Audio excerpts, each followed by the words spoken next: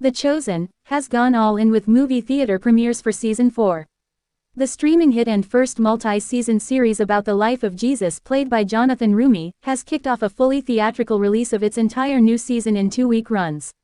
Episodes 1 to 3 are in theaters now, replaced by episodes 4 to 6 beginning February 16 and the season's final 2 episodes starting Feb.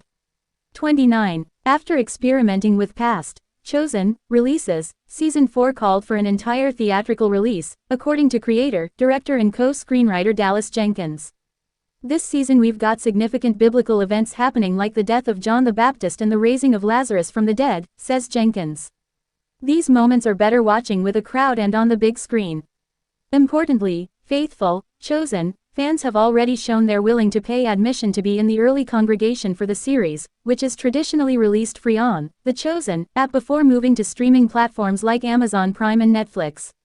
Previous theatrical runs for 2 Christmas specials and Season 3 episodes claimed an impressive $40 million at the box office, says Ray Nutt, CEO of Fathom Events, which hosts the national screenings.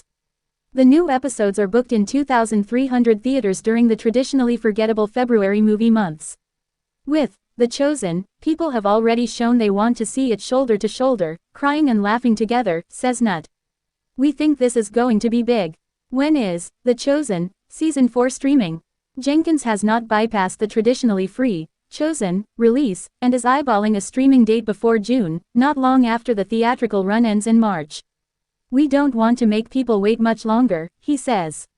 What happens in The Chosen Season 4?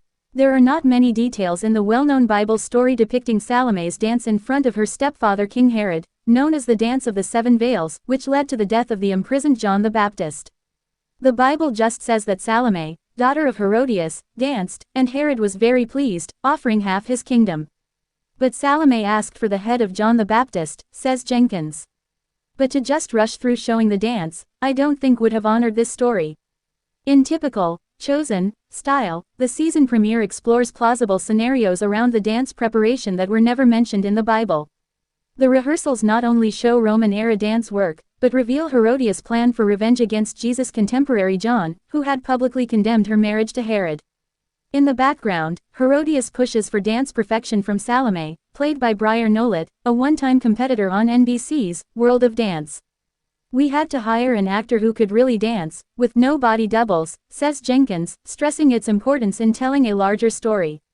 We like seeing the dance mechanics, how hard it is for Salome to get right, and how important that is to Herodias, who is obsessed with a perfect dance.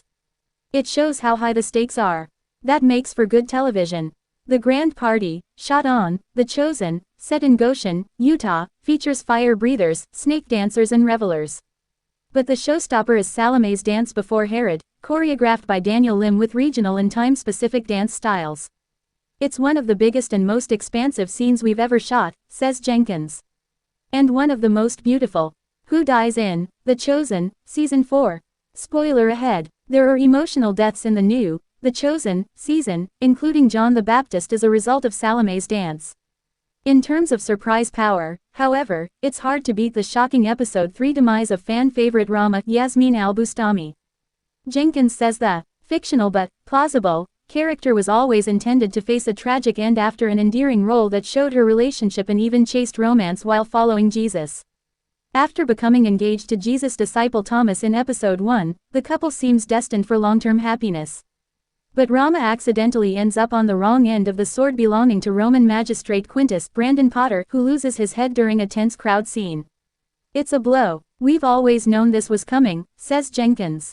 But it's going to be very painful for fans. There's going to be people upset and confused why we even chose this path if we didn't have to. But there's a long game for Rama's character. Jenkins says the tragic death helps the series illustrate how disciple Thomas Joey Vahidi becomes the doubting Thomas of the Bible, who demands to see proof of Jesus' crucifixion wounds before believing his resurrection from the dead. Rama had always been this positive force, always encouraging Thomas to not be doubtful, to take a leap of faith, says al-Bustami. He's going to continue, but without her influence. That's going to have an impact. It hurts, but it's a beautiful story.